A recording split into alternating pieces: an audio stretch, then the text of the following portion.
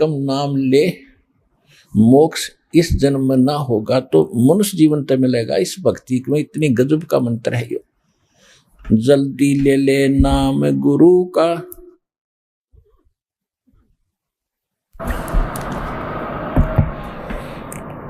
जल्दी ले ले नाम गुरु से, तो ये मनुष्य जन्म मिल जावेगा। रामपाल तेरा सतगुरु आके, तन फिर भक्ति दरड़ावेगा। मन मान जा बुढ़ापा आवेगा, मन मान जा बुढ़ापा आवेगा। बिना भजन तेरी होवे दुर्गति, तू पड़ा पड़ा पछतावेगा। मन मान जा बुढ़ापा आवेगा, मन मान जा बुढ़ापा आवेगा। तो पुण्यात्मा ये सब प्रकार के जो संकट याद दिलाए जाते हैं ये डेफिनेट है आपके ऊपर। ये तो सबको मालूम है, वृद्ध हो गए, इसने तो को ना करे नहीं सकता। ठीक है, बीच में मर गया वो दूसरी बात है। मरने के बाद कौन सा किला टूट गया, जब भक्ति ना करी अगले जन्म गधा बन गया, टांग टूट के पड़ गया, पड़ा पड़ा पछता होगा। तो ये सभी आने वाली जो आपदाएं हैं भविष्य में नेक्स्ट जीवन की, ये सारी सच्ची हैं। हम अज्ञान से घणे परिपूर्ण हो गए, इसलिए हमें ये ना यकीन हो तो कोई बात नहीं, ना हो लेकिन ये सच्ची बातें हैं। और ज्ञान से और परमाणु से फिर एक दिन विश्वास भी होगा। इसके लिए ये बताया जाता है कि आने वाले दुखों को याद हम रखेंगे, पापों से बचेंगे, और उससे फिर हमारा बुराइयों से मन हटेगा, भक्ति में दृढ़ रहेंगे, सबके प्रति हमारा एक विनम्र भाव रहेगा। तो फिर हम भी वृद्ध होंगे लेकिन कष्ट नहीं होगा, परमात्मा की भक्ति करेंगे, हमें ज्ञान भी होगा। देखो अभी तो कोई 2 वर्ष से नाम ले रहा है, किसी ने आज लिया है, कोई कल लिया होगा, कोई परसों लिया होगा, कोई 2 महीने, कोई 6 महीने से लगा, कोई 2 वर्ष से है। अब शुरुआत होगी है, जैसे पौधा बीजा है तो पेड़ भी बनेगा।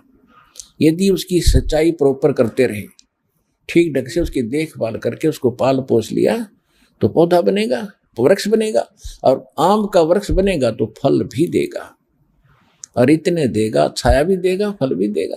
तो इसी प्रकार ये शुभ संस्कार अब प्रारंभ हुए हैं। धीरे धीरे रे मना, और धीरे सब कुछ हो। माली सींचे 100 घड़ा, पर ऋतु आए फल हो। तो ये परमात्मा बता रहे हैं कि आपने भक्ति रूपी पौधा अब बोया है, इसको सिमरण भक्ति दान धर्म करके मर्यादा में रह के इसकी बाढ़ रक्षा करके इसको पूरा करो, और एक बार होने दो इसको बड़ा, थोड़ा समय दो भगवान को। धीरे धीरे रे मना, धीरे सब कुछ होए, माली सींचे 100 घड़ा। सैकड़ों घड़े पानी के डालता रहता है माली, यानी जानकार व्यक्ति जो उस प्रोसेस से परिचित है। तो वो ये नहीं देखता रोजाना कि आज फल लगे कि नहीं, एक लोटा पानी डाल दिया, अगले दिन देखता फल लगे कि नहीं, नहीं, उसको पता है कि ये फल लगेंगे पर समय आने पर। तो इसी प्रकार आप जी को ये ज्ञान दे करके ये परिचित कराया जाता है कि जो साधना आपने शुरू कर दी, आज ही नाम लिया है, जो सोचो कल ही बहुत गणा लाभ और घनी बड्डी कोठी बन जावे, ये आपकी भूल है।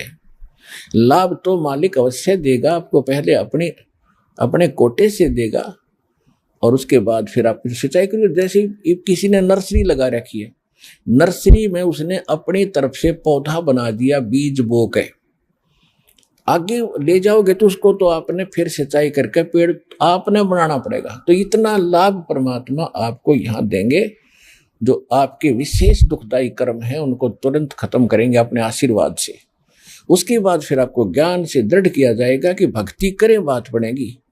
केवल बार बार इस आशीर्वाद से ही पर आश्रित नहीं रहना होगा, आशीर्वाद अपना साथ काम करता रहेगा, ये भी आपके साथ विशेष सहयोग देगा, लेकिन भक्ति आपने करनी पड़ेगी, मर्यादा में रहना पड़ेगा, तभी आपको पूर्ण लाभ इस मनुष्य जीवन का प्राप्त होगा। इस सारे ज्ञान की इतनी सी बात है। अब जो प्रसंग चल रहा है, अब कोई ये वृद्ध अवस्था में आते हैं, क्योंकि वो ज्ञान नहीं सुना था आज तक हमने, और कोई प्रेरित हुए हैं तो गलत नकली गुरुओं के पास जाकर अपना जीवन व्यर्थ कर दिया। कुछ एक ऐसे भी हैं, जैसे गांव में दास ने खूब देखा है, गांव में 99% व्यक्ति ऐसे हैं जो कति भगवान को नहीं चाहते, क्योंकि ज्ञान से किसी वस्तु की चाह होती है। जैसे गांव में पहले भी बच्चों को पढ़ाना नहीं चाहते थे, कोई शिक्षा नहीं चाहता था, हमने वो भी टाइम देखा है। हमारे जो बूढ़े दादे होते थे वो कहते थे इसने तो पाली भेज दे, पशुओं का रुखाला भेज, क्या लेगा पढ़ाई करके। किसी को कहते थे इसको ऐसे कर दो, क्या लेगा पढ़ाई करके। तो उनको ज्ञान ही नहीं था। अब हमने इस शिक्षा का ज्ञान हुआ, तब देख लो सब ने बच्चों को कति स्पेशल डाइवर्ट कर दिया उनका दिमाग ना, बच्चे पढ़ाओ, बेटा हो चाहे बेटी। अब उसका ज्ञान हुआ कि इससे क्या लाभ होता है, तो हमने कति समर्पित हो गए, पूरा तन मन धन से बच्चों को पढ़ा रहे। इसी प्रकार जो अब तक ये धारणा बनी हुई थी कि क्या रखा भक्ति में, अपना करो और खाओ, धंधा करो, धंधा करो खाओ, ये तो जरूरी है, मजबूरी है, ये तो आपकी एक जरूरी काम है, ये भी करना पड़ेगा। जब इसका ज्ञान होगा कि इससे क्या लाभ होते, तो हम इसमें पीछे नहीं रहेंगे। हम बगैर ज्ञान के पीछे रह गए, जिसका प्रतिफल आज भोग रहे हैं। घर घर में कैर हो रहा है, घर घर में दुख हो रहे, खेचा तानी लड़ाई काल तो यही चाहता है, घर घर में दूत भेज रखे, भूत भेज रखे, ये सब की ऐसे चक्कर बांध रखा है। और जहां परमात्मा की भक्ति प्रारंभ हो जाती है, ये भाग जाते हैं, वहां से बहुत दूर भाग जाते हैं। हम अपनी गलती से इनको बुला लेते हैं, अपना नियम तोड़कर, नहीं तो ये वहां रह नहीं सकते जहां भगवान की भक्ति शुरू होगी। एक बहुत से ऐसे शिकायत करते हैं, कोई भगत करता है, कोई बहन करती है कि हमने दीक्षा ली है और हमारे जो दूसरे चाचे ताऊओं के परिवार हैं वो कहीं किसी जंतर मंतर वाले के पास जाते हैं। अब उन्होंने देखा कि इनको तो कोई आपत्ति हो नहीं रही, जब तो साज ली आपत्ति थी, उनके भूत कूदे थे, उनके भी कूदे थे। हमारे भक्तों के वो भूत भाग गए, वो फिर सारे एक जगह इकट्ठे हो गए उन्हीं के। तो उन्होंने बताया कि जो तुम्हारा कोई व्यक्ति लेकर आया है नाम वहां से बरवाला से, उस कारण से भूत तुम्हारे घर आ गए, उसने तुम्हारे घर भेज दिए। उसने नहीं भेजे, उसने तो ऑल आउट लगा दी। या सच्चे भक्ति की ऑल आउट लगा दी जाती है तो मच्छर उस स्थान को छोड़कर दूसरे घर जाएंगे जहां ऑल आउट नहीं होगी। जिसने मच्छरदानी लगा ली, मच्छर उसको नहीं काटेंगे, उसको काटेंगे जो बगैर मच्छरदानी का होगा। तो यह सत्य भक्ति जो दास आपको बता रहे भगवान की बताई हुई है। सतगुरु जो चाहे सो करही, 14 कोट दूत जम डरही, ऊत भूत जम त्रास निवारे है, चित्रगुप्त के कागज पढ़े है। ऐसे समर्थ की शरण आपको मिल रही है कि ऊत भूत किसी प्रकार की कोई आपत्ति, कोई पितर, कोई किसी प्रकार का कोई भैरव भूत बेताल क्यों ना हो, इस मालिक की शरण में आने के बाद भक्ति करने से वो निकट नहीं रहेगा, उसके बस की बात नहीं। जैसे मच्छर उस आ नहीं सकते उस औषधि के आसपास जो घर में ऑल आउट लगा दी जाती है तो सभी बार भाग गए। तो इस प्रकार वो दूसरे फिर दुखी रहेंगे। तो सभी ने जब ऑल आउट लगा ली तो इन भूत प्रेत पितरों का भी उद्धार होगा, क्योंकि ये भी भगवान की आत्माएं हैं, ये कोई अलग थोड़े, ये पहले मनुष्य थे, इनका दुर्भाग्य, इन भक्ति मिली नहीं। भूत प्रेत बनकर धक्के खा रहे, पितर बनकर बैठे और डिमांड करते अपने बच्चों से कि हमारे श्राद्ध निकालो, श्राद्ध खाओगा पंडित जी, पेट भरेगा तेरा वहाँ। ये वही धारणा इनकी पहले वाली बनी हुई है प्रेत योनि में। वो यही सोचते हैं कि हमें शायद में कुछ राहत मिल जाए। तो अब जो भक्ति दास ने आपको दी है, श्राद्ध की जो आध्यात्मिक चर्चा के माध्यम से आपने यही सुना था कि जो भी जितने आपके पूर्व के भूत पितर बनकर दुख पा रहे हैं, उन सब का कल्याण हो जाएगा। आप भक्ति करते रहो, अपने ऑटोमेटिकली परमात्मा की एक व्यवस्था है, वो अगर दास आपको समझाओगा तो आपके समझ में वो आ नहीं सकती, ऐसी है, आप विचलित हो जाओगे। तो अपने आप इनकी छुट्टी होती चली जाएगी, क्योंकि आपको ऐसी भक्ति, ऐसा धर्म कर्म दिखा दिया। और आने वाले 101 पीढ़ी आपकी वो भी पार होगी। 101 पीढ़ी को पार होने में और भी ज्यादा होंगी, मतलब ये तो कम से कम एक कहने की बात है। तो आने वाले कम से कम 4-5 हजार वर्ष तो ये भक्ति बहुत अच्छी चलेगी। और इस दौरान मनुष्य के वो पुण्यात्मा जन्म लेंगे आपके घरों में, जो पहले किसी परमात्मा की कृपा से किसी सतयुग में या किसी कलयुग में, जो इस समय में वो पार नहीं हो पाए और वो चले गए ब्रह्मा विष्णु महेश के लोक में। तो वहां उन्होंने अर्ज की कि हमसे गलती होगी दाता, और उनको सार नाम भी प्राप्त था। पार देखो, सार नाम लेने मात्र से पार नहीं होगा, पार होगा मर्यादा से। अब सारा कुछ धन ले लिया, बैग में डाल लिया और गाड़ी में तो उतर गया, कार से नीचे उतर गया, तो पार कैसे होगा? पार तो उस गाड़ी से होना था, वह छोड़ दिया आपने। तो कहते हैं द्वार धनी के पड़ा रहे, धक्के धनी के खावे, 100 काल झकझोल ही पर द्वार छोड़ ना जावे। तो कहने का भाव यह है कि तो वो जो पुण्यात्मा, जैसे कहते शिव मंडल ब्रह्मा परिचय विष्णु लोक में हो, हमरे गुण भूले नहीं तो आण छुटाऊं तो। अब जैसे सार नाम प्राप्त हो गया और बकवास, क्योंकि सुख तो ही आपको होगा ही होगा। अगर आप सत्संग नहीं सुनोगे, ज्ञान नहीं सुनते रहोगे, तो या फिर से आपके ऊपर अज्ञान की परत चढ़ जाएगी, सुख गणे देगा यू भगवान। इन मंत्रों से ऑटोमेटिक सुख होते, और फिर आप भूल जाओगे सब कुछ सुख है सुख है सुख है, बस सुख है तो सुख है, और फिर भगवान से दूर हो जाओगे। दूर होगे तो रहेगी यहीं पर। फिर मृत्यु के उपरांत आप कहाँ जाओगे? आपको देवता बना दिया जाएगा, क्योंकि यहाँ पर सभी देवों के मंत्र दिए जाते हैं, इनकी कमाई बनती है। और ब्रह्मा जी की जो मंत्र आपको दिया गया, ब्रह्मा जी के लोक में जाओगे, पार नहीं हुए तो वो भक्ति की गजब की कमाई आपकी बनी है, जो विधि बता रखी है, तो वो आपके पास है। तो ब्रह्मा जी ने होटल खोल रखा है, एक रेस्टोरेंट।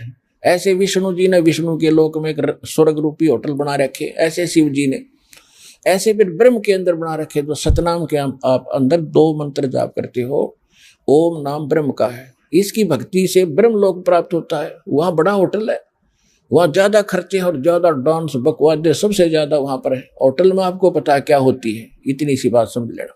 तो ये ऐसे ये स्वर्ग थे।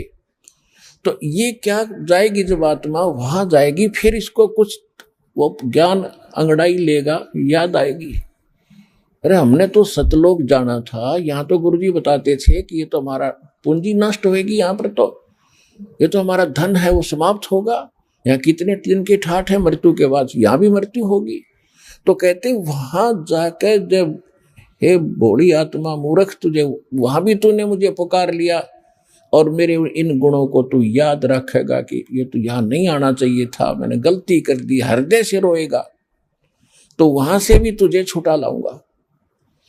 अब जैसे तीनों मंत्र प्राप्त हो गए, अब तो ऐसा है कि मान ले कोई गलती से रह गया तो दोबारा मनुष्य जीवन होगा उसका, और फिर भक्ति तैयार मिल जाएगी। अब तो कोई दिक्कत, लेकिन दिक्कत तो है ही।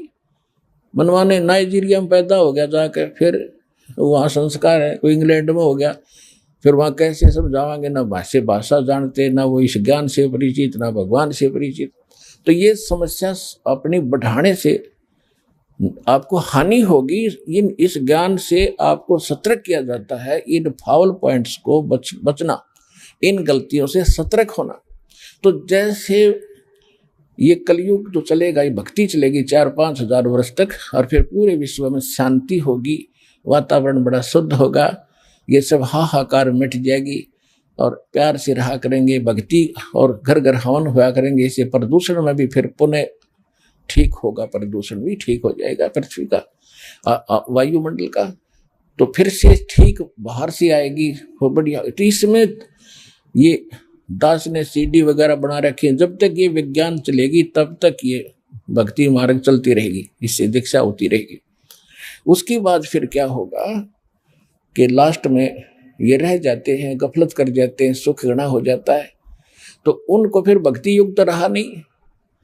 परमात्मा कहते शिव मंडल पर महापुरी जय विष्णु लोक में हो, और हमरे गुण भूला नहीं तो आण छुटाऊं तो फिर वो आत्माएं, क्योंकि आगे चल के तो करोड़ों की संख्या, अरबों की संख्या भक्त होंगे लास्ट में, और भक्ति युग समाप्त हो जाएगा और उनमें गलती छावेगी, वो रह जाएंगे।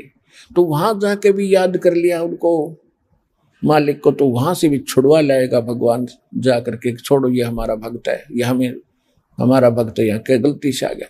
तो वो अब दोबारा उनको जन्म नहीं देगा दाता। उनको क्या करते हैं, एक परमात्मा का मिनी सतलोक है यहाँ एक ब्रह्मांड में, इस काल के लोक में। तो जिस ब्रह्मांड के अंदर सृष्टि रहती है उसी में परमात्मा अपना एक ऐसा, जैसे प्रत्येक देश में राजदूत भवन होता है, तो उनको वहां बीज रूप में इकट्ठा कर देते हैं। यदि वो स्वर्ग में रहते हैं तो उनकी पूंजी खत्म होती है, यदि वो किसी पृथ्वी पाकर राजा बनते हैं तो पृथ्वी उनकी पूंजी खत्म होती है, भक्ति। तो भगवान ने वहां एक ऐसी व्यवस्था कर रखी है कि उनको ऐसी व्यवस्था में रखते हैं, तो वहां दर रखे आपके बीज बोरी की बोरी बरकत आता ना, उनकी जो पिछले कलयुग में रह गए थे, और पुण्य आत्माएं हैं, उनको पूंजी उनकी खर्च होने नहीं दी, उनको अब आपके घरों में बेटा और बेटी के रूप में भेजेगा। उनके पुण्य तो जो के तो हैं वह, और आते उनको भक्ति मिलेगी, क्योंकि इस शुभ संस्कारी बिना ये भक्ति मिल ही नहीं सकती। जो ये मार्ग मिलना कोई बालकों का खेल नहीं है। गरीबदास साहिब जी ने बताया है कि लख बर सूरा जूझ ही लख बर सावत दे, और लख बर यति जहान में तब के सतगुरु शरणा दे। तो ऐसे पुण्यकर्मी प्राणी हो जो आप यहाँ पहुंच रहे हो, और उस समय परमात्मा की शरण में आज से 600 वर्ष पहले जो आए थे, उस समय परमात्मा के 64 लाख से सो गए थे ऐसे, और वो 64 लाख को मालिक चार्ज कर गया था। उस समय आके 64, जैसे दास ने सत्संग के प्रारंभ में बताया था कि वो 64 लाख वैसे ज्ञान से नहीं बने थे, वो तो केवल दुख निवारण होने से डरते माल उन परमात्मा के साथ लगे हुए थे, और कुछ दिनों के बाद सुख हो ही जाता है। ये तो एक मालिक का नियम है। अब जैसे कोई एसी कमरे में बैठ गया, एसी लग रहा है वहां पर, तो वहां तो भूल गया गर्मी है ही नहीं, और उससे बाहर निकल कर देखेगा तो वह न्यू की न्यू आग बरस रही है जून की। तो इस प्रकार जब हम सुखी हो जाते हैं तो हम भूल जाते हैं भगवान को, और जब भगवान की शरण हट जाएगी, जब पता चलेगा उसको वह गर्मी तो न्यू की न्यू थी, वो तो मालिक की कृपा से सुख हुआ था। तो यहाँ परमात्मा हमें याद दिलाते हैं। तो कहने का भाव ये है कि वो जो 64 लाख तो पहले आएंगे जो पहले भगवान के भगत बने थे, और वो भगत थे केवल समाधान से, ज्ञान नहीं था। ज्ञान तो सुनते ही नहीं थे, क्योंकि ज्ञानी तमुन न माने थे आचार्य और शंकराचार्यों को, क्योंकि वो संस्कार जानते थे। लेकिन परमात्मा की लीला, परमात्मा की क्रिया को जीव नहीं समझ सकता।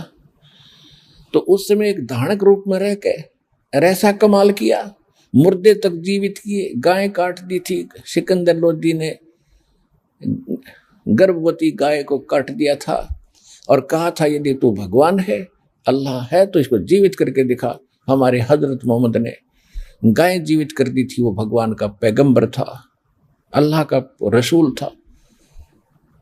परमात्मा कहते हैं कि हम मोहम्मद को वहां ले गयो सतलोक में, और इच्छा रूपी वहां नहीं रहो। उल्ट मोहम्मद महल पठाया, इस शरीर में वापस भेज दिया, और गुज बीरज एक कलमा लाया। रोजा बंग नमाज दे रे, उन बिस्मिल की नहीं बात कही रे। कहते मारी गौ शब्द के तीरम, ऐसे होते मोहम्मद पीरम। और कहते हैं हजरत मोहम्मद जी ने गाय मार दी थी वचन से, क्योंकि परमात्मा से संपर्क में आने के बाद उस प्राणी में कुछ स्वतः सिद्धियां आ जाती हैं। और इस प्रकार जब परमात्मा उनको साथ लेकर गए सतलोक में, फिर वापस छोड़ा, तो हजरत मोहम्मद जी में स्वतः सिद्धि आ गई कुछ, जिस कारण से उन्होंने एक बार तो एक बकरे को मार दिया, ऐसे मंत्र बोलकर कंकर मार दी, वो मर गया। और वो बकरे वाले ने हा हुल्ला मचाया, लोग इकट्ठे कर लिए कि इसने मेरा बच्चा मार दिया, बकरा मार दिया। सिद्धि का गरीब आदमी होते थे, हजारों लोग इकट्ठे हो गए, तूने क्या किया, तुझे दंड देंगे, इसका खर्चा पूरा कर। हजरत मोहम्मद जी ने मंत्र से वो बकरा जीवित कर दिया।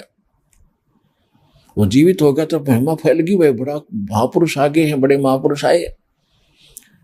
फिर किसी ने कहा कि हम जब जाने गऊ को मार के जीवित कर दे। कुछ लोगों ने शर्त रख दी। हजरत मोहम्मद जी ने वह गऊ मार दी वचन से, सबके सामने मर गई। हजारों व्यक्ति दर्शक थे। अब जो परमात्मा के संपर्क में आने से वह सिद्धि थी वह खत्म हो गई। जैसे चुंबक के साथ में कोई अन्य लोहे को थोड़ी देर रख दे तो उसमें अस्थायी चुंबक बन जाता है, पर वो चुंबक वाला काम सदा नहीं कर सकता, कुछ दिनों के बाद वो उसकी खत्म हो जाती है। तो हजरत मोहम्मद जी के अंदर वह जो शक्ति थी वह खत्म होगी, गाय जीवित हुई नहीं। अब तब हजरत मोहम्मद जी ने कहा था अल्लाहू अकबर, अल्लाह कबीर, मेरी इज्जत रखो भगवान। कहते जब हम मोहम्मद याद किया रे, हमारे को मोहम्मद याद किया रे, शब्द स्वरूपी हम बेग गया रे, और मुई गऊ हमने तुरंत जिवाई। तब मोहम्मद के निश्चय आई, तुम कबीर अल्लाह दरवेशम, तुम कबीर अल्लाह दरवेशा। तब मोहम्मद का गया अंदेशा। परमात्मा कहते हैं जब उस पर गौ जीवित नहीं हुई और अंदर जाके अपना स्थान जो बना रखा था पूजा पाठ का, उड़ चिल्लाया रोया, अर्ज करी मेरी इज्जत रखो अल्लाहू अकबर, हे अल्लाह कबीर। तो उस दिन के बाद ये अल्लाह कबीर कहने लगे, अल्लाहू अकबर कहने लगे। तो कहते वो भी हमने जीवित करी थी, हम शब्द स्वरूपी गए थे, केवल मोहम्मद जी को दिखाई दे रहे थे और को मैं दिख नहीं रहा था। और वो गाय भी मैंने जीवित की थी, भ्रम यही हुआ था कि मोहम्मद जी ने जीवित कर दी। तो सिकंदर लोदी ने कहा था तू बातें बहुत बनाता है, इसको जीवित करके दिखा। ऐसे ही परमात्मा दूसरे मुसलमानों को कहा करते थे कि वो गाय भी हमने जीवित की थी, इसलिए वो गाय काटी गई थी कि अब जीवित करके दिखा हमारे सामने। 4 टुकड़े हो गए थे, गौ माता के गर्भ में बच्चा था वो भी कट गया था। और अल्लाहू अकबर कबीर परमात्मा धानक रूप परमात्मा ने एक थपकी गाय के लगाई, एक बच्चे के लगाई थी। दोनों जुड़ कर जीवित हो गए, जैसे निशान भी नहीं, और दोनों अलग अलग बाहर खड़े और भर के ला के बाल्टी ठोक दी दूध की और कहने लगे पियो गऊ अपनी अम्मा है, इस पर छुरी ना बहा, गरीबदास की दूध को सभी आत्म खा। बोलो सतगुरुदेव कबीर साहिब की जय।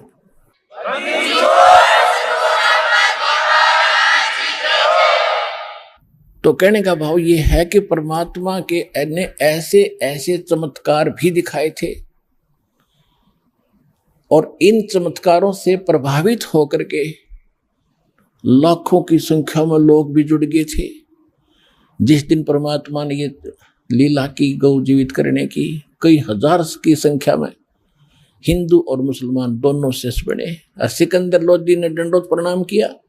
जब राजा झुकेगा जी के सामने तो जनता तो बहुत बड़ी अच्छी आत्माएं होती थी, वो तो धर्मगुरु हमारे हिंदू और मुसलमानों के में मूर्ख बनाए रहा करते थे, लेकिन उस समय उन्होंने किसी की परवाह नहीं की, परमात्मा के शिष्य बन गए।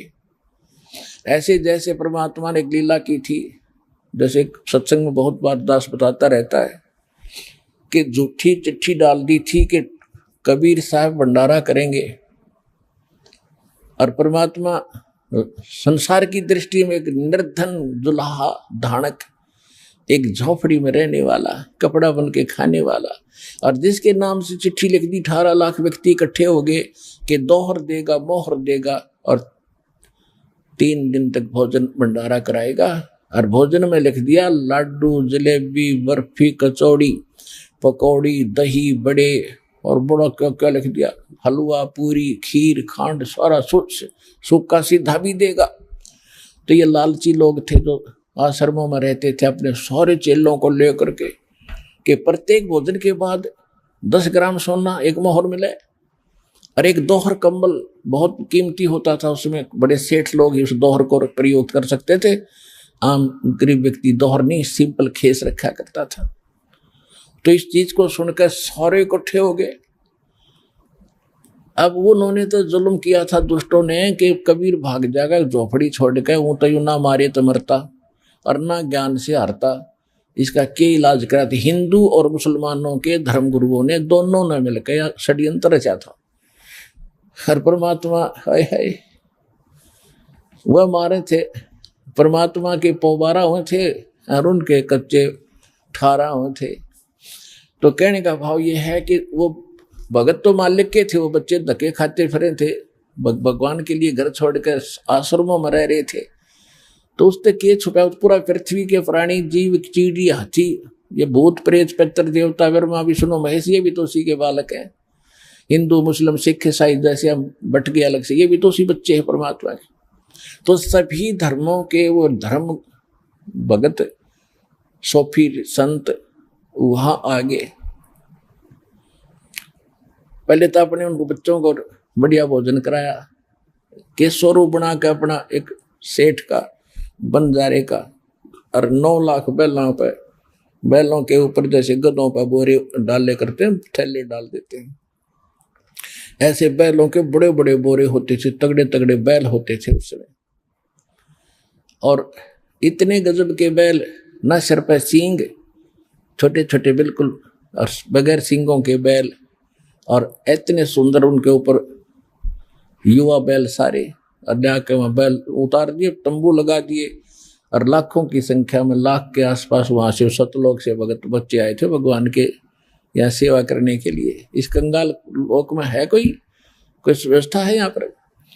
एक समय 18 लाख आदमी कितना खड़े हो जाए ना, प्रधानमंत्री फेल हो जाए उनको रोटी खवाने में, सुबह सुबह एक भोजन कराने में, कहाँ पानी लावे, कितना टेंट लगावे, और वहाँ 2 सेकंड में सारी तैयार कर दी। ये भगवान का मार्ग होता है, इम्पॉसिबल को पॉसिबल करते हैं। तो कहने का भाव ये है कि उन्होंने तो जुल्म किया था, कबीर भाग जाएगा, और परमात्मा चाहो थे काट दे उन मूर्खा ने, अरे ज्ञान तो दे दूंगा, अपना भोजन तो कराना है, मैंने अपने बच्चों को बढ़िया कराऊंगा। वहां भी तो वही दे रहा सबको, तीनों लोकों में प्रवेश करके सबका धारण पोषण जो करता, गीता अध्याय नंबर 15 के श्लोक नंबर 17 में बताया है, वो है असली भगवान। तो वो परमात्मा ने घर भी वही दे रहा है, इस आश्रम में भी वही आपको खिला रहा है, उन आश्रमों में भी उनको वही दे रहा था। यहाँ आगे तो बढ़िया अपने बच्चों को वहां पर हलवा खीर पूरी लाडू जलेबी सब कुछ खिला रहे हैं, और 2 मोर और दे दी बेच बेच के, और कुछ दिन सुख कर सांस ले लेंगे। ये मूर्ख भक्ति तो इनके पास है नहीं, फिर भी प्रेरणा परमात्मा के लिए भटक रहे हैं। तो वही भक्त वो परमात्मा के बच्चे 18 लाख इकट्ठे होकर, और 8 पैर यानी 24 घंटे परमात्मा ने खड़ा होकर लेक्चर दिए। 2 डुप्लीकेट रोल, एक केशव रूप में, एक कबीर धाणक रूप में। केशव प्रश्न करता है कि हे कबीर जी, इसे गंदे लोक में आप क्यों आ गए? आप इनका हित चाहते हो, ये आपके साथ आपकी दुर्गति करें, छोड़ो इस गंदे लोक न, चलो अपने लोक में। ये लोग मानन के नहीं है, विष्टा जिनके उदर में ये मग्न फिरे दिन रात, गरीबदास के सो के जमशर जिनकी घात। तो कबीर साहब कहते हैं कि केशव तू नहीं जानता मेरे दर्द को, इनने भांग पी रखी है, और नशा किया हुआ बालक अपने पिता पर भी हाथ उठा देता है, और जब उसका नशा उतर जाता है वो नेक आत्मा अक्षमा याचना करते हैं। तो इन कई नशा हो रहा भाई, इस नशे न तारने आया हूं मैं, जब इनका नशा उतर जाएगा फिर देखिए मेरी कैसी रिस्पेक्ट करेंगे। तो 24 घंटे तक परमात्मा प्रवचन कर रहे थे। अब वो खाना खाओ फिरा बैठे, खाना खाओ फिरा बैठे, क्यों अच्छी लगे ज्ञान। कहते हैं कई लाख ने, 15-16 लाख व्यक्तियों ने उस दिन परमात्मा की शरण दी। उन बच्चे जो भटकते फिर रहे थे उनको चार्ज कर दिया, वो मंत्र दे दिया, अब जाओ, हर सारी उम्र का धन दे दिया। 3 उस दिन तो 6 रोटी खाई होंगी उनने, मोर लेने के मारा ने और दौर लेने के मारा ने, तो वो भी दे दिया धन। अगले तुम आश्रमों में मरो हो, वहां भी यो नाम ये जप लियो और यो धन दे दिया, मांग का मत खाइयो। तो इस मालिक की लीला को आप नहीं समझ सकते, क्योंकि आपने भगवान मिला ही नहीं, ना भगवान की पहचान हुई, ना कोई वो साधना मिली जिससे परमात्मा ऐसे सुख हमें दिया करता है। जो दास आपको बताना चाहता है कि इस प्रकार 18, 15, 16 लाख उस दिन हो गए। ऐसी बहुत सी मालिक ने, जैसे एक शेख तकी की लड़की मृत हो गई थी। तो सबसे ज्यादा विरोध वो शेख तकी सिकंदर लोधी का धार्मिक गुरु जो था, पूरे मुसलमानों का इंचार्ज था, और उसकी लड़की मर गई थी, वह कब्र में दबा दी। मुसलमान पीर था वो। उसने ये शर्त रख दी कि यदि मेरी लड़की को जीवित कर देगा तो मैं इसको अल्लाह अकबर मान लूंगा, अल्लाह कबीर खुदा रहा है। तो परमात्मा ने कहा कि सब आसपास के लोगों को इकट्ठा कर लो, कहीं ये फिर अविश्वास पैदा ना कर दे जनता के। कोई हजार की संख्या में, लाखों की संख्या में लोग इकट्ठे हो गए आसपास के क्षेत्र के। देखेंगे भाई कोई संत आया हुआ है और एक मरी हुई लड़की को जीवित करेगा कब्र से निकाल के, तो काफी समय से डाल रखी थी वह। तो परमात्मा ने वो कब्र फुड़वा के और परमात्मा ने अपने आशीर्वाद से और लड़की जीवित कर दी। और उस लड़की ने खड़ा होकर 1.5 घंटे तक प्रवचन किए उस परमात्मा की आशीर्वाद से। कहा कि बोली जनता, ये भगवान आए हैं, ये अल्लाह अकबर आए हैं, ये मुझे 4 जन्म पहले मिले थे और वो आज मुझे वो याद आ रही है इन्हीं की कृपा से। मैंने इनकी 4 वर्ष भक्ति की थी, उस मंत्रों की, उससे मुझे लगातार 3 मनुष्य जन्म मिले। और फिर अब मनुष्य जीवन मेरा शेष नहीं था, खत्म था। 84 लाख योनियों में मैं जाने की तैयारी कर रही थी। इस परमात्मा ने मुझे वापस ला करके जीवित किया है। आंखें खोल लो और पहचान लो इस भगवान को। कई हजार, 50-60 हजार व्यक्तियों ने उस दिन दीक्षा ली परमात्मा से, उनके शिष्य बने।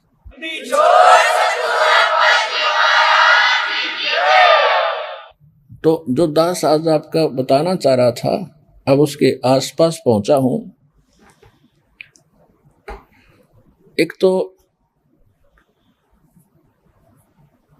परमात्मा की लीला से आप परिचित हो जाओगे तो आपको खूब समझ में आएगा कि सचमुच ये तो भगवान है।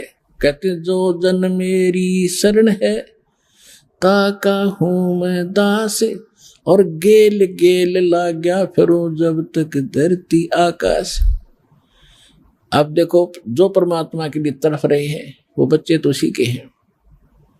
आज भी जो पुण्यात्मा भक्ति चाह रहे हैं और गलत संतों का फंस गए या अपने को परंपरागत साधना करके संतुष्ट हैं, ये हैं तो नेक आत्माएं, लेकिन दिशा ना मिलने से ये अगले जन्म में या तड़फ भी खत्म हो जाएगी, कोई पशु बनेगा, कोई पक्षी बनेगा, और इस जीवन में भी अंत में भक्ति नहीं रहेगी इनके पास, ना चाह रहेगी भगवान की, क्योंकि इतने दुख इनको विचलित कर देंगे। तो ऐसे समय में आपको परमात्मा ने फिर से संभाला है। एक कथा सुनाता हूँ। आदरणीय गरीबदास साहिब जी गांव छुड़ानी, जिला झज्जर, हरियाणा में उनका जन्म हुआ। तो वहां जब 10 वर्ष के थे, वह गौ चरा रहे थे। परमात्मा आए सतलोक से, जैसा उसका विधान लिखा है वेदों में कि परमात्मा अपने उस नित्य ऊपर के लोक में रहता है, वहां से गति करके आता है, अच्छी आत्माओं को मिलता है और उनको उपदेश देता है, दीक्षा देता है, ज्ञान देता है, अपने से परिचित कराता है। इसी उद्देश्य से उस पुण्यात्मा गरीबदास जी को मिले, सचखंड लेकर के ऊपर का सारा ज्ञान कराया, दिखाया, सुनाया। और फिर अंत समय में चिता पे रख दिया था गरीबदास जी को अंतिम संस्कार करने के लिए। मृत जान के आत्मा ले गए थे भगवान, शरीर मृत हो गया था। फिर परमात्मा ने उसी समय जीवित कर दिया, उनको आत्मा वापस भेज दी थी। उस गरीबदास साहिब ने फिर परमात्मा की महिमा कलम तोड़ गाई और उनके अंदर बहुत सी सिद्धियां भी मालिक की कृपा से आ गई थी। एक समय एक बेरी गांव है, जिला झज्जर में, एक बेरी नगर, छोटा सा कस्बा सा हो गया, पहले गांव था। वहां का एक हरलाल नाम का किसान जाट पहले क्या करते थे कि दूसरी मंडियों से दूसरी मंडी में बैलगाड़ियों से सामान लाया करते थे। और जैसे आजकल ट्रांसपोर्ट करते हैं ट्रकों से, वहां से सस्ता, यहाँ किसी चीज का अभाव है तो दूसरी राज्य से लाकर ट्रकों से यहाँ व्यापारी लोग बेचते हैं। तो वो ट्रांसपोर्ट का काम पहले बैलगाड़ियों से होता था। तो सेठ लोग उन बैलगाड़ी वालों से अपना सामान मंगाया करते थे। तो वहाँ एक नजफगढ़ है दिल्ली में, नजफगढ़ की मंडी से सामान लेकर के वो अपने यहाँ आता था रोहतक में, बेरी में। अब क्या था कि उसके, वो एक धार्मिक व्यक्ति था, हरलाल नाम था उनका। एक धार्मिक व्यक्ति था, और उसका धार्मिक व्यक्ति पहले हमने ये सोच रखा था कि साधु संतों की सेवा करते रहेंगे, हमने इससे लाभ मिल जाएगा। इस धारणा से उसने एक साधु को अपने घर रख लिया कि महाराज आपको भोजन चाहिए, हमारी सेवा बन जाएगी, आप यहाँ भजन कर लिया करो। उसके लिए अलग चौबारा बनवा दिया।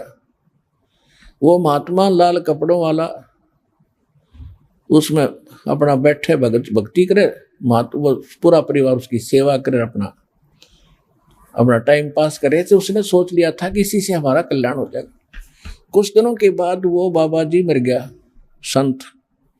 और वो मूर्ख क्या करता था, क्योंकि जहां भक्ति नहीं वहां रुचि बनेगी ही नहीं, जहां ज्ञान नहीं, सच्ची भक्ति नहीं। और वो क्या करता था, बढ़िया सामान खावा था और कवाड़ बंद करके सो जावा था। और जब होता भाई खाने का समय हो गया, जब आसन पदम लगा कर बैठ जा बोरी पे, और आने वाले घर वाले देखे महात्मा बड़ा भजन करता, कमाल कर रखा है इसने, तो और ज्यादा सेवा करते थे। वो मृत्यु को प्राप्त हो गया। तो क्या हुआ, चलो ठीक है, तो अंतिम संस्कार करा उसको, तो हुई बात खत्म। अब कुछ दिनों के बाद क्या था कि वो हरलाल भगत नहीं यानी किसान ने एक बैल खरीदा, और वो बैल था गोरे कलर का, और वो ऐसा नालायक था, थोड़ी सी दूर चले था फिर बैठ गया था गाड़ी में, चले नहीं थी। फिर उसका लठ डंडे मार के फिर उठावा था, फिर थोड़ी बहुत देर चला था फिर बैठ गया था। एक आधा नालायक बैल ऐसा भी होता है। इसी प्रकार वो उससे अपना काम चला रहा था, और कोई बैल लेने की हिम्मत थी नहीं, उसी से मार पीट के घसीट रहा था काम को। गरीबदास जी सुबह सुबह स्नान करने के लिए कुएं पर गए। उधर से रास्ता था उसके साथ से नजफगढ़ से लेकर बेरी का कच्चा रास्ता होता था। तो जब गरीबदास जी वहां स्नान कर रहे थे, वो बैलगाड़ी लेकर हरलाल आ रहा था, तो बैल बैठ गया थोड़ी सी दूरी पे। गरीबदास जी नहा रहे थे, देख रहे थे। हरलाल नीचे उतरा, उन्हें काट डाला, तो उसके लिए रख रहा था एक छोटा, और उसका मट लगा मारने। तब गरीबदास जी ने कहा कि हे भगत, ए भाई क्यों मार रहा है इसको, रुक जा, ना मार इस बैल को। अब गरीबदास जी गए, वहां जाकर उसके कान में कोई बात बोली, वो बैल खड़ा हो गया और कहा कि अब इसका मारिए मत, यूं बैठेगा नहीं। अब वो बैल अपना पहले दूसरे बैल से को अच्छा तगड़ा था, पर वो तो मस्ती कर मारे था, उससे भी आगे चले और फटाफट काम करे। हरलाल ने सोचा भाई यो कोई संत है, इसने गजब का काम कर दिया, मेरी तो सारी समस्या हल कर दी, और ये तो पूर्ण महात्मा है, इसके कान में मंत्र मार दिया, ये तो डटा नहीं डटता, बैल खूब चल रहा है। तो अगली बार हरलाल जा रहा था, हरलाल ने फिर जाके पूछा उस महात्मा से, गरीबदास जी से पूछा कि महाराज आपने ऐसा के जंतर मंत्र कर दिया, ये बैल डटा नहीं डटता। तब गरीबदास जी ने कहा कि बैठ जाए, तुझे बताऊंगा इसका भेद। तेरे घर पे एक बाबा जी तपस्या करता था, भक्ति करता था, और तो उसकी सेवा कराया करता। हाँ जी। तो उस नालायक ने भक्ति करी नहीं, तेरा माल खावा था और सो जावा था, और भक्ति उसके पास थी नहीं, क्योंकि मंत्र से ही नहीं, शास्त्रों को साधना नहीं। तो इसका तेरा खाया हुआ ये वो बैल वो बाबा जी है भाई, इसकी मृत्यु होगी 4 वर्ष पहले मर गया था। हाँ जी, 4 वर्ष पहले मर गया था। तो ये बैल बनकर आ गया, तेरे पूरे करेगा जो इसने खाए थे। मैंने इसको यही कहा कि भाई ये तो पूरे करने पड़ेंगे, लठ खा के कर ले, हर ते ठीक ठाक चल के कर ले, क्यों अपनी देही भी तड़वाव है, तेरा पीछा छूटेगा, इस हरलाल का जो खा रखा है पूरा करना पड़ेगा। इसके बात या समझ में आ गई भी तेरे पूरे करेगा, ये बैठे को ना। अब हरलाल की का तो कलेजा हिल गया, अरे तेरा गजबी तो महात्मा की तो भगवान है गरीबदास जी, ऐसी बातें बता दी, सारी सत्य। चरणों में गिर गया और कहता घर बार छोड़ कर मैं तो आपके साथ रहूंगा। गरीबदास जी बोले भक्ति ते घर बार में कर ले और चाहे छोड़ के कर ले, भक्ति से पीछा छूटेगा। अब सारे आकर मेरे पास बैठ जाओगे तो बात कैसे बनेगी। आप नाम लो और अपना काम भी करो, लेकिन नेक नीति से, और भक्ति कर हरलाल तेरी मोक्ष हो जाएगा। कहते गाड़ी बाहो खुश रहो, खेती करो खुशहाल, साईं सिर पे राखियो सही भगत हरलाल। गरीबदास जी की वाणी में ग्रंथ साहब में लिखा है कि गाड़ी बाहो खुश रहो और खेती करो खुशहाल, पर मालिक ना भूलना तो सही भगत हरलाल। तो उसके बाद हरलाल ने क्या किया, उस बैल को जोड़ा नहीं, अलग बांध दिया। भाई तो बाबा जी था, और कह दिया कि भाई बाबा जी तेरे मेरे पूरे हो गए और मैंने माफ कर दिया, क्षमा कर दिए, मैं ही बात से तेरे काम नहीं लूं। अब देखो, पहले वो मूर्ख कभी परमात्मा की शरण में रहा था, कबीर साहब की शरण में। वो जीव जो बाबा जी बना हुआ था, क्योंकि भटक वही रहे हैं जो मालिक के लिए, जो कभी मालिक की प्रेरणा में हुई है। अब वहां भी उसका पीछा छुड़वा दिया, उसका संस्कार खत्म करवा दिया। उस प्यारी आत्मा गरीबदास जी ने, भगवान की प्यारी आत्मा ने उसको वहां भी सुखी कर दिया। उसने एक तरफ बांध दिया, जब तक वो रहा उसको बढ़िया खाना चारा डालता रहा, प्रयोग नहीं किया उसने। तो आज आप मालिक की शरण में आगे मनुष्य, आपके भी संस्कार ऐसे निपटा देगा। जो आपके संस्कार बने हुए, किसी का लेना है, बच्चे का कोई देना है, पिछले संस्कारों का, ऐसे जुड़े हैं हम एक दूसरे से, दूसरी बात नहीं है। तो अब हम समर्थ की शरण में आगे तो हमारा ऐसे ही छुटकारा करवा देगा, यहां भी सुख देगा और हर समस्याओं से आपका समाधान करेगा, उलगा करेगा। तो इस प्रकार परमात्मा की भक्ति कर करके, यानी मालिक से दीक्षा लेकर के और आशीर्वाद से 64 लाख भगवान के शिष्य हो गए थे। अब सुख हो जाता है प्राणी को, फिर बकवाद शुरू हो जाती है। कबीर साहब कहते हैं, सुख के माथे पत्थर पड़ो, जो नाम हृदय से जावे, बलिहारी उस दुख के, जो पल पल नाम रटावे। कबीर परमेश्वर जी हमें याद दिलाते हैं कि इसे सुख का आग लगे, ऐसी याचना किया करो, भगवान से प्रार्थना किया करो, हे परमात्मा ऐसा सुख बाढ़ में पड़े जिससे तेरी याद चली जाए, ऐसा सुख ना देना दाता, और ऐसा दुख दिए रहना मेरे मालिक जिससे तेरी याद बनी रहे। कहते सुख के माथे पत्थर पड़ो, जो नाम हृदय ते जावे, और बलिहारी व दुख के, जो पल पल नाम रटावे। ये दाता ऐसा कष्ट बनाए रखना, तेरी याद बनी रहे। लेकिन ये दयालु है, ये तो ज्ञान देता है, लेकिन सुख तो दे ही देगा। इसके पास सुख के अतिरिक्त कुछ है ही नहीं। सुख तो फालतू पड़ा है इसके पास, और फ्री में देता है, रूंगे में देता है आपको। अब सुख हो गया, 64 लाख शेष हो गए। एक दिन क्या हुआ, संस्कारवश किसी कोई वैश्या थी, एक लड़की गणका थी, उसने परमात्मा की ये ज्ञान सुन लिया रात्रि में कि तब परमात्मा सत्संग कर रहे थे। कहते सोशल छिद्र मैं करूं अपने जन के काज। अब उस लड़की ने रात्रि के समय अपने मकान की खिड़की में झांकी में बैठ कर सत्संग सुना। और पुण्यात्माओं, चाहे कसाई हो, चाहे कितना दुराचारी व्यक्ति हो, भगवान की कसक सबके अंदर एक अलग से रहती है। उसको कोई जगाने वाला नहीं है, आगे चार्जर लगाने वाला नहीं है, तो वो नष्ट हो जाती है, पशु पक्षियों की योनियों में चले जाते हैं। अब परमात्मा ने ज्ञान सुनाया सत्संग में, भाई मानुष जीवन दुर्लभ है, मिले न बारंबार, और तरवर से पत्ता टूट गिरे वो भौर नहीं लगता था। और मानुष जन्म पाके जो नहीं रटे हरि नाम, और जैसे कुआ जल बिना बनवाया क्या काम। तो उस बेट के ऐसी कसक जागी, वो स्नान वगैरह करके नहा धो के और सत्संग में आ बैठी।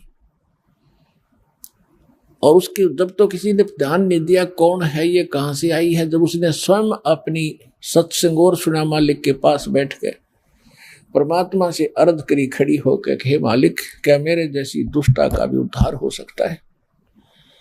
परमात्मा ने कहा बेटा नौका का स्वभाव होता है दरिया से पार करने का, उसमें चाहे कोई पत्थर रख लो, चाहे उसमें कोई घास फूस हल्का रख लो, वो तो उसको पार करता ही करता है। और साबुन का स्वभाव है कि वो मैल को काटता ही काटता है। बता बेटी ऐसा कौन सा दुख है कि मैं घनी पापन हूं, अपराधन हूं, और मैं ऐसे ऐसे इस नाम की वैश्या हूं। उस नाम की वैश्या काशी नगर में घनी प्रसिद्ध थी, बदनाम थी।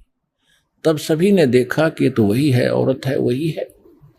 तब परमात्मा ने कहा बेटा दीक्षा लो, बुराई त्याग दो, भक्त हो गया आप। और क्या, ये तो पाप कौन नहीं है, पापी तो देखो कबीर साहब कहते हैं बुरा तो देखण में चला बुरा न मिला कोई, और जब मन खोजा अपना तब मुझसे बुरा नहीं कोई। यानी अपने आप में जब झांक ले इंसान तो दूसरे के दोष गणे ना दिखे फिर उसने। जैसे बताते हैं एक साधु सिद्ध बहुत प्रसिद्ध था वहां का, और उसी नगर के एक कोई औरत को पीट रहे थे। गांव के लोग बाहर बनी में डले मार रहे थे, डंडे मार रहे, उसका पीट रहे थे, मार रहे थे, कैसा वैसा है, गलत है, औरत निकम्मी है, मार दो। वो संत आ जाता है, उसने कहा भी क्यों पीट रहे हो उसको, कि ये बहुत बुरी है, औरत है, गंदी है, निकम्मी है ऐसे।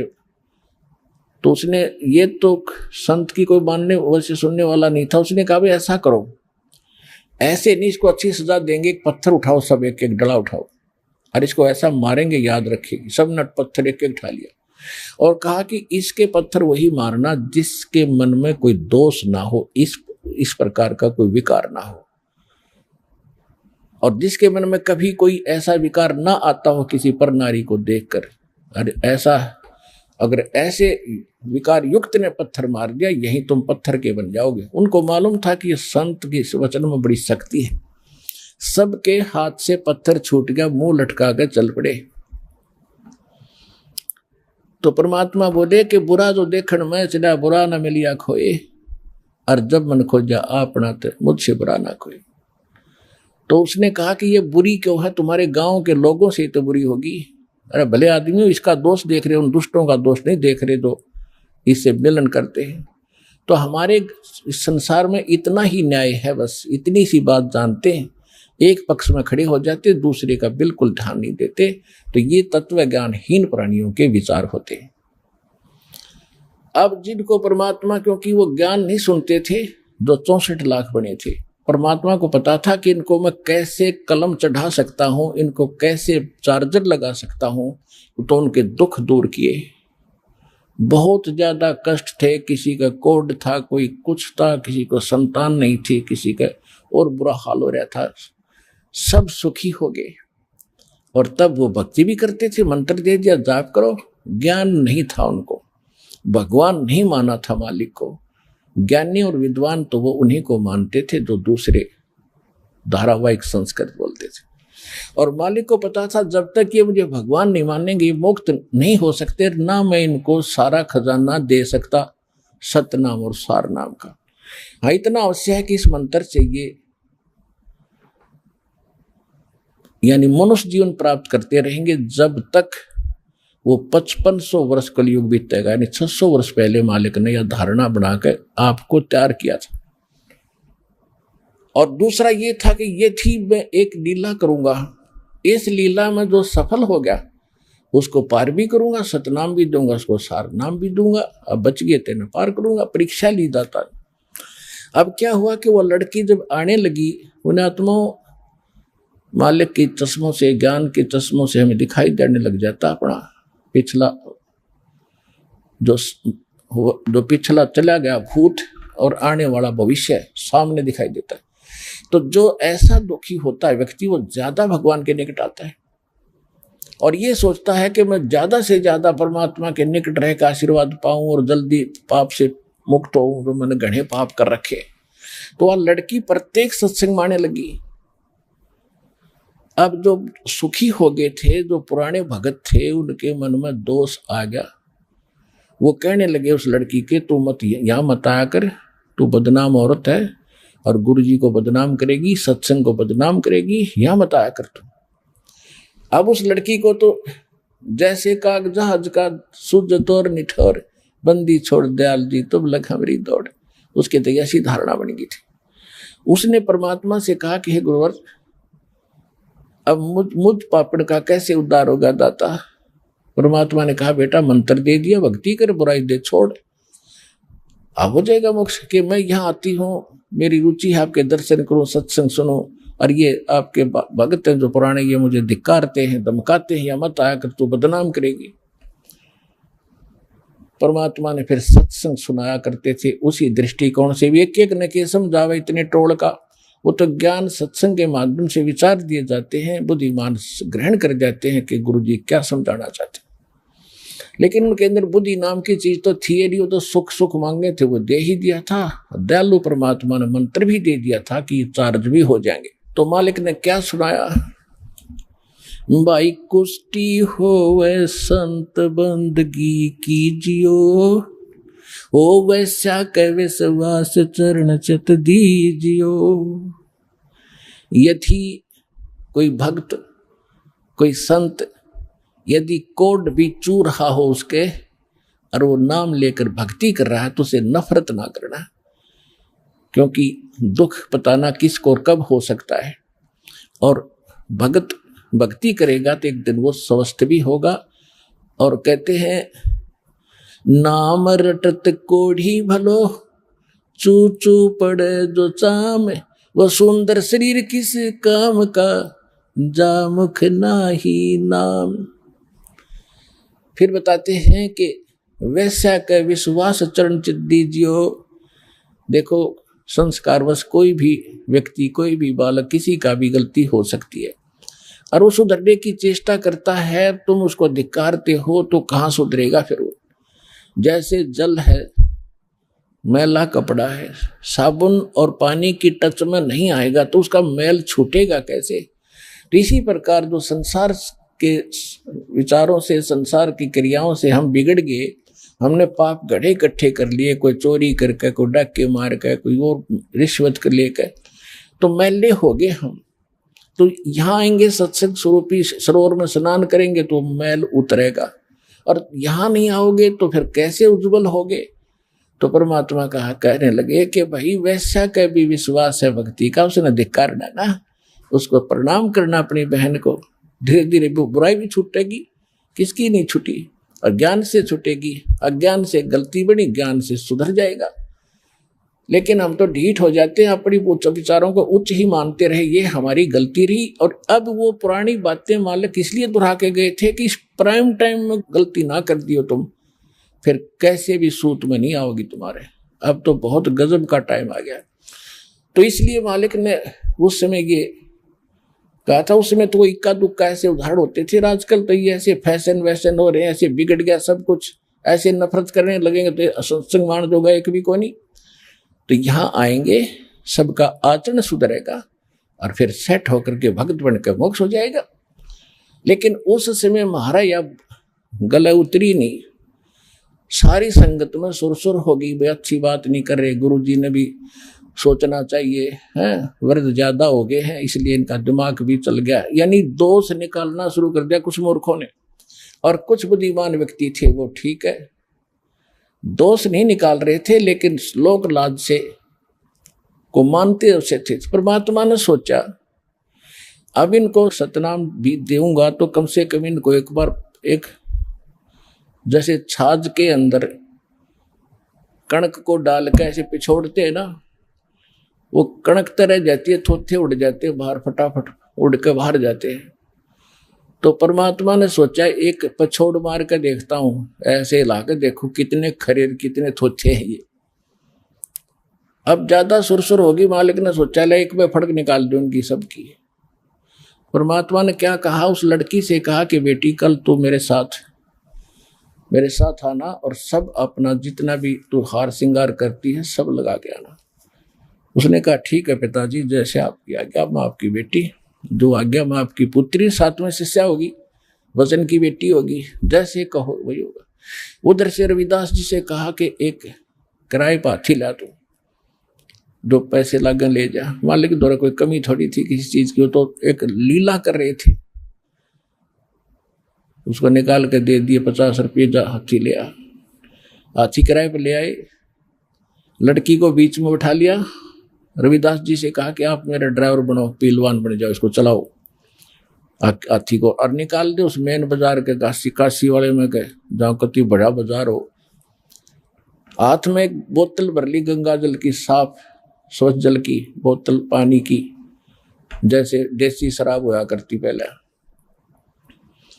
और रविदास जी आगे मुख हाथी चला रहे हैं, बीच में लड़की पाछे परमात्मा बैठ गए और लड़की के कंधे पर हाथ रख लिया और ऐसे गंगा जल पीवे और ऐसे कर रहे हैं, और बीच बाजार से निकाल दिया। जो भी देखे रे कौन है यू सरेआम, कैसा ऐसा कर रखा है इसने, तो जीना हराम कर दिया, रे कौन है। देख रहे हैं तो नीरू, ये वो है जुलाहा धानक, अरे वो सत्संगी पाक रहा था, अरे देखो इसके चेले भी यूं कहा करते भगवान आया है, ये आया है। अब उनके चेले लाओ पकड़ पकड़ के परमात्मा के बच्चों को, और काजा दिखाऊं तुम्हारे गुरु जी की क्या हालत है, देख शराब पीवे, वैश्यावर्ती सरेआम कर रहा है, इसने अकल भी नहीं रही, इतनी शराब पी रखी है। अब हमारे जैसे जो नकली चेले थे हम कुछ अधिकतर तो ऐसे थे, भगवान में दोष देखना अच्छा नहीं लगा, लेकिन हमने फिर मालिक से अपना किनारा काट लिया, सत्संग जाना बंद कर दिया। और कुछ एक ऐसे थे जो परमात्मा में दोष देख गए, वो तो गुरुद्रोही हो जाते हैं। यानी दोष देखकर फिर उसके अनुकूल अपने मन में दोष लाना, ये नीच व्यक्ति है, फलाना है, तो वो है गुरुद्रोही के लक्षण। लेकिन उसमें पुण्यात्मा बहुत होती थी, लोक लाज से मालिक से दूर हो गए, मन में दोष नहीं आया थोड़ा बहुत भी, कि भी ऐसा नहीं था, जैसा भी था। और कुछ एक ऐसे नालायक थे, कोई कहती मैं तो वैसे जाया करता, कभी कभी कोई ये कहने लगा मैं तो यूँ ले जाया करता, मुझे फलाना, मैं तो वैसे ही जाता था, मेरा तो गुरु नहीं है ये। कहने का भाव ये है कि 64 के 64 लाख और सभी परमात्मा से विमुख हो गए। अब केवल 2 और बचे थे, अर्जुन और सरजुन, ये 2 मुसलमान थे, इनका नाम चेंज कर दिया था दाता ने, उन्होंने कह के करवा लिया था। और ये गए हुए थे मक्का और मदीना में। ये जब वापस आए दोनों, तो इनको पता चला कि शिष्यों ने बताया भाई गुरुजी तो गलत कर दिया गुरुजियों ने। वो बोले क्या कर दिया, तुम ऐसी भाषा बोल कैसे रहे हो आज, कि भाई गलती कर दी गुरुजी ने, ऐसे कर दिया वैसे कर दिया। तो वो भगत क्योंकि दूर थे यहाँ से, काफी दिन जाने में लगे, काफी दिन आने में, तब तक वो सारी घटना हो दी। तो वो कहने लगे रे तुम अपनी जुबान संभाल कर बात करो, तुम्हारी जीभ कट जाएगी, तुम किसके बारे में क्या बोल रहे हो, परमात्मा के बारे में ऐसे बोल रहे हो, तुम्हें शर्म नहीं आती है। कहने लगे वो तू आंखें देख लेता ना, तुम्हारे भी यकीन हो जाता, और अगर ना यकीन होता ना, अब देख लेना शाम के समय वहीं जाते हैं उस वैश्या के पास गुरुजी। परमात्मा क्या करते थे, क्योंकि कहते हैं परमात्मा अगर हमारे अंदर दोष है तो हम दूसरे में दोष देखते हैं। वो तो मालिक थे, भगवान थे, और उस लड़की में चाह भगवान की, बाकी ये सुख होकर बकवादी हो गए थे, तो वो लड़की के पास जाते डेली, और उसने वो अपना बकवाद छोड़े दी थी। अब उस दिन मालिक को मालूम था कि आज ये 2 और आ रहे हैं जिनकी परीक्षा रह रही है। उस दिन मालिक जाकर के उसके आंगन में बाहर शाम के समय छाया में, जैसे गेट के सामने उसके आंगन में मेन गली के सामने बैठ गए, और वहां